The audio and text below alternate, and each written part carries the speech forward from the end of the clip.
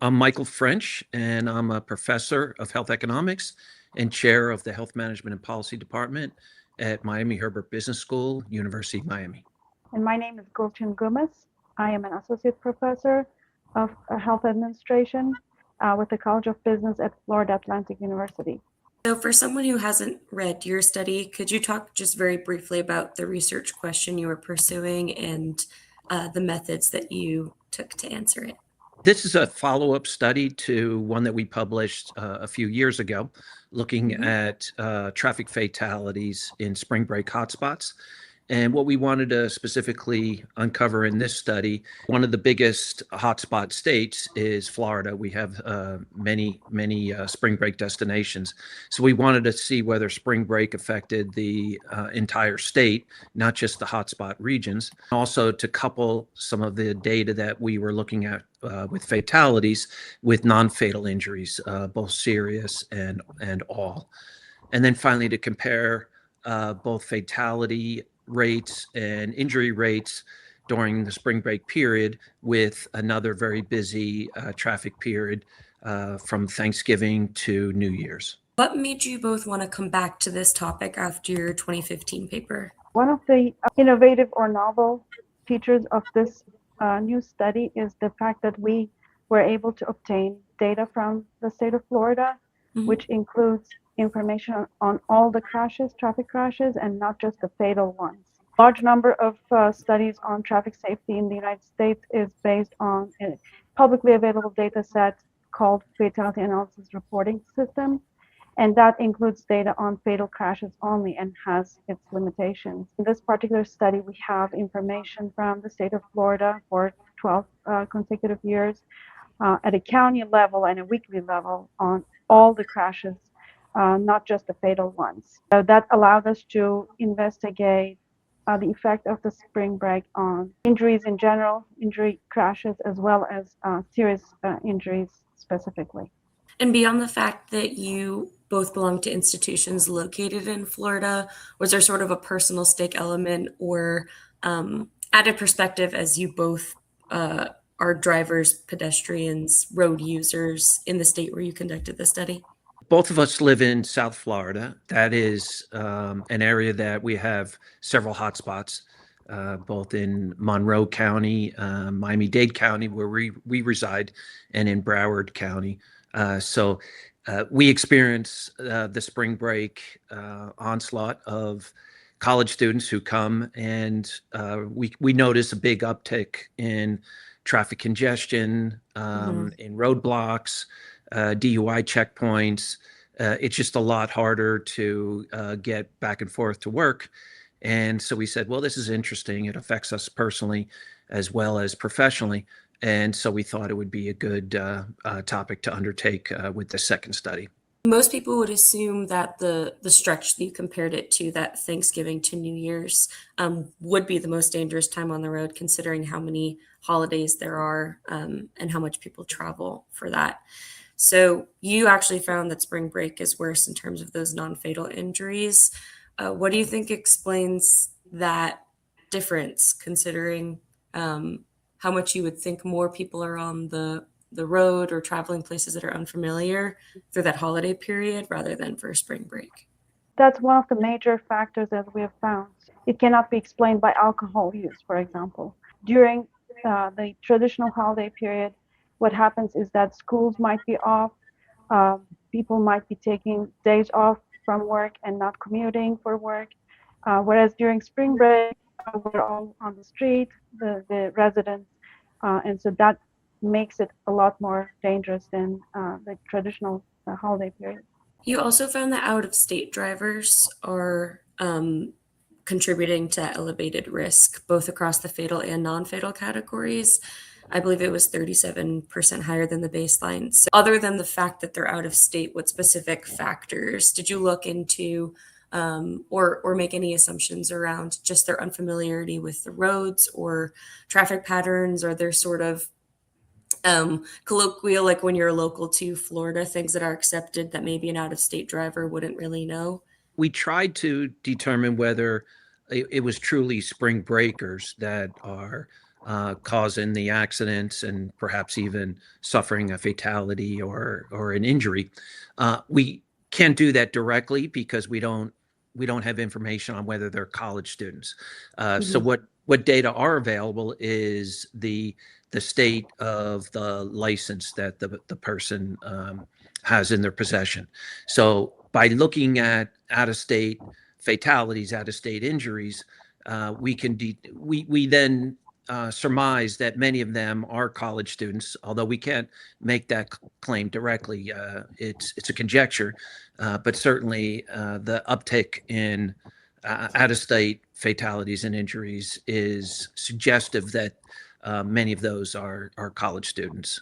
The young driver category and non-motorist categories, so our pedestrians and cyclists, also saw elevated risks in your study. And Florida is one of the top 3 states in the country for pedestrian fatalities. So can you just sort of react to those 2 things being true? So yes, we do find a significant effect for young drivers. We define young drivers as those under the age of 25. When we look at those drivers, crashes that involve young drivers specifically, we see a charge that's more than 10%. So again, we're not able to confirm whether these are college students or not, whether they're actively on spring break, but there is suggestive evidence that it's a particularly dangerous period for younger drivers. They might not have enough experience to handle high density roadways as older drivers might be able to.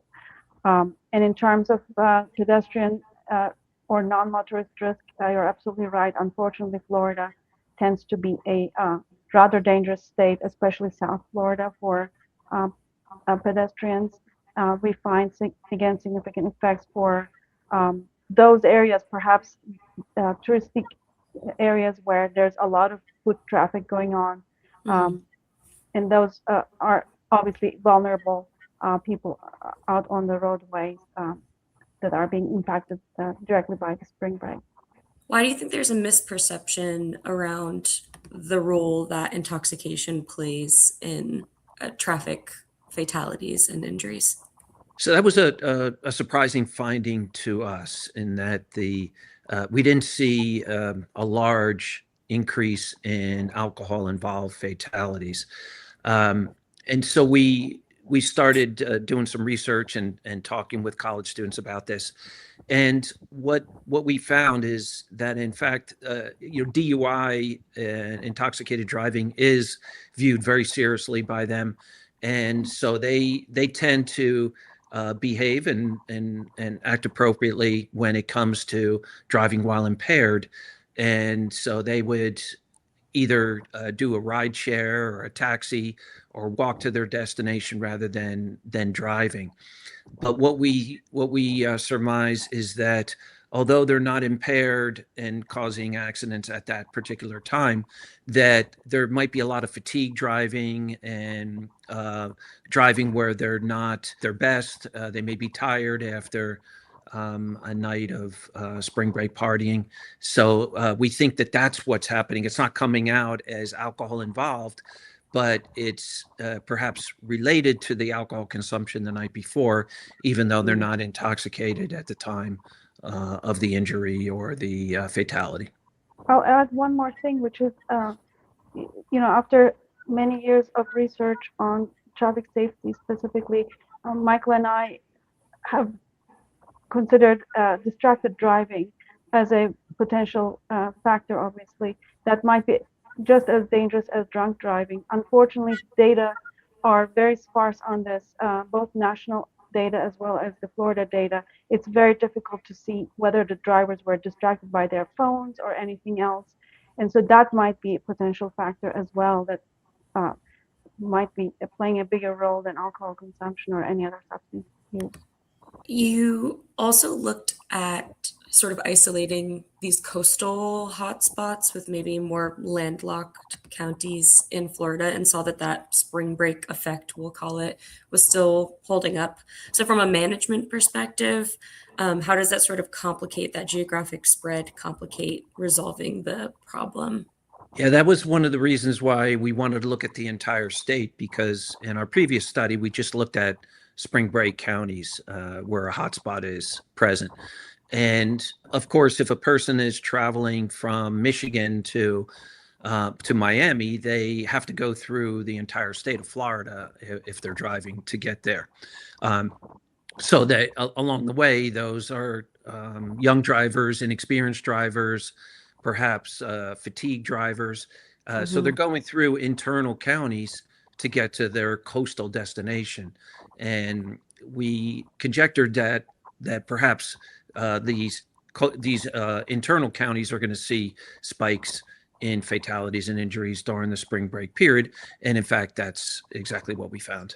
You argued towards the end of the paper that density management is probably the most effective policy lever, especially from the drunk driving perspective. So for someone who maybe doesn't know what density management is, how would you define it? And then in practice, what are some ways that policymakers can sort of better target the risks that you found in your study?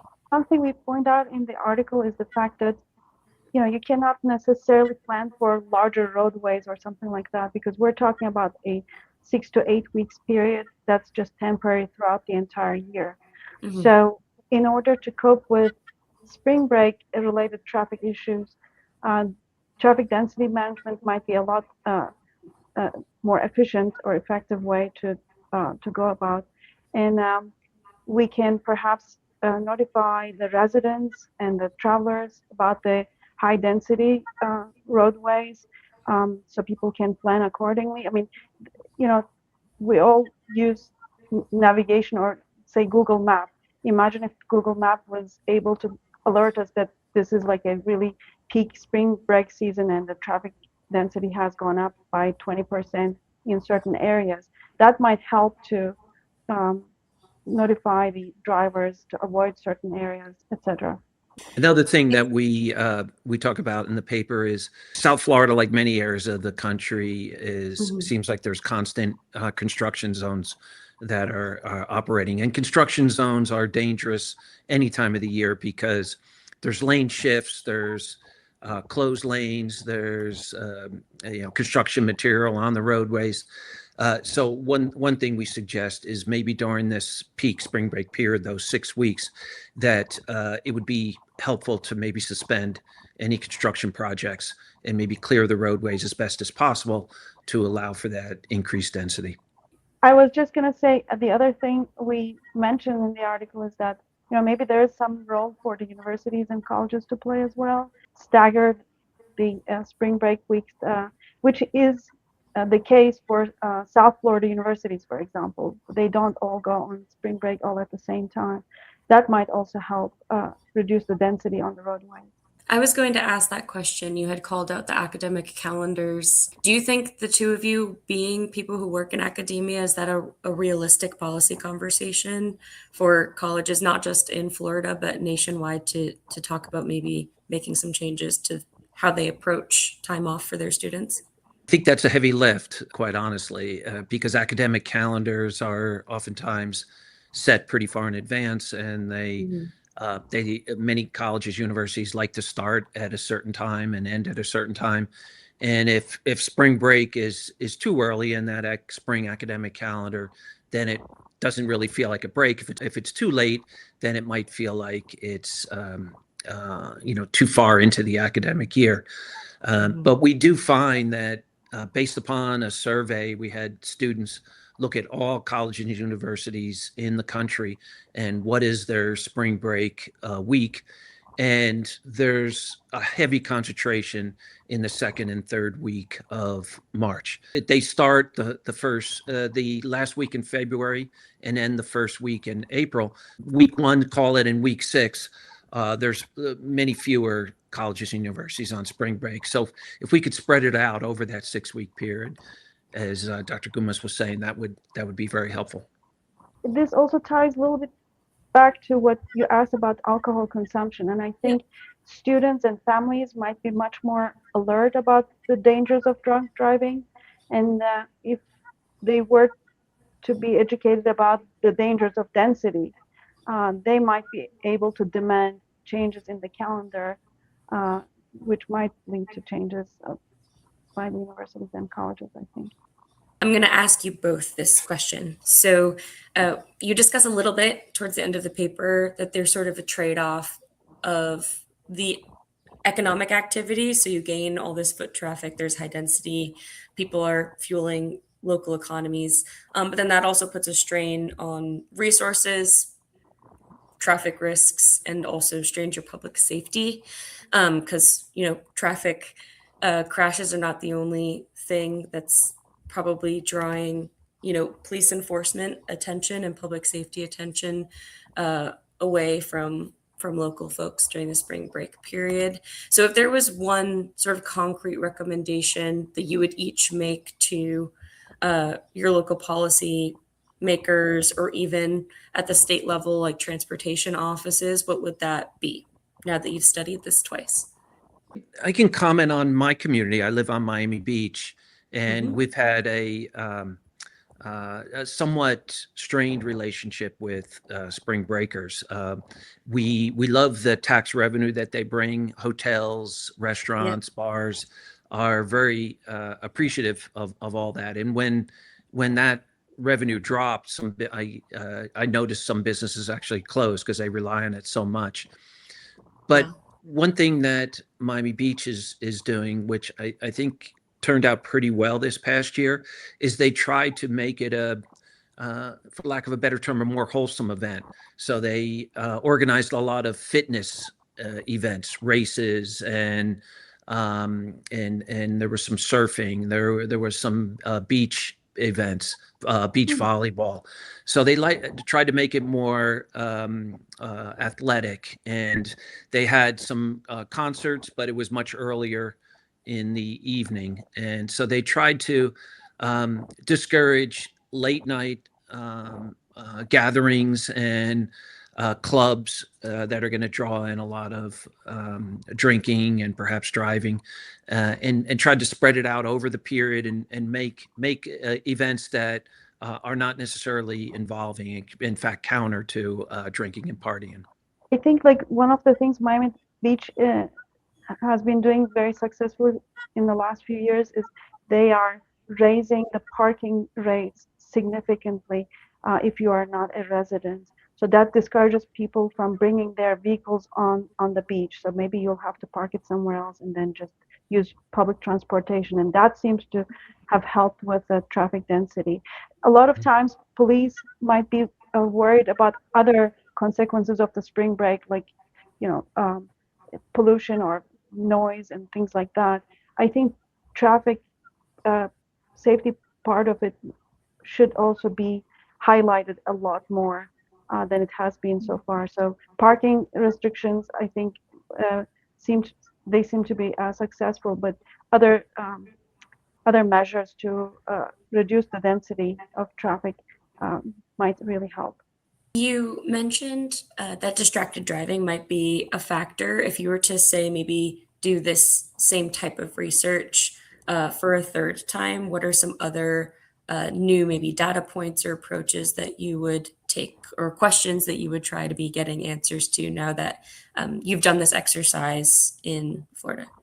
It really is conditional on the data. There's a lot. We don't have a shortage of topics or interesting subjects to investigate. We're really constrained by the data that are available. Unfortunately, the alcohol-related data are fairly weak. There's sometimes DUI tests are conducted, breathalyzers and sobriety tests. Sometimes they're not. And so that constrains us in pushing too more in that direction. It would be great if there could be some information put into the record about distracted driving, whether it was a cell phone or a GPS or just arguing with other occupants in the vehicle. There's many different forms of distracted driving, and right now that's not in the data to a large extent. So if we could have more recording of distracted driving contributions to these crashes, that would be a wonderful avenue that we could explore. Like Michael said, we would love to have data on other factors such as distracted driving, aggressive driving. One of the other potential data sets we might consider for future is hospital discharges. We suspect that these traffic crashes are causing a burden on hospitals in the area as well, and that might cause delays in the emergency rooms and crowding in emergency rooms. So that's something else we might want to look into and consider as another cost of spring break on residents and anyone else in the area. When I was reading your study, I was also thinking about auto insurance rates and if those are impacted or maybe raised if someone's trying to start a policy around that time period that you all looked at. So another sort of intersecting discipline for sure. Is there anything that I didn't ask about that you two wanted to bring up or touch on today? Covered a lot of areas, Anya. It's very good. The only thing I would highlight is that while what we're talking about today is spring break and how that compares to Thanksgiving and New Year's, Gulchin and I have conducted a lot of other traffic safety research. We looked at hit and run accidents. We've looked at texting and mobile device laws and how that affects traffic fatalities and injuries. So, this is motorcycle helmets. We look at whether motorcycle helmet laws lead to reductions in fatalities. So this is an area that we've both been interested in for quite a few years, and we look forward to continuing in that direction.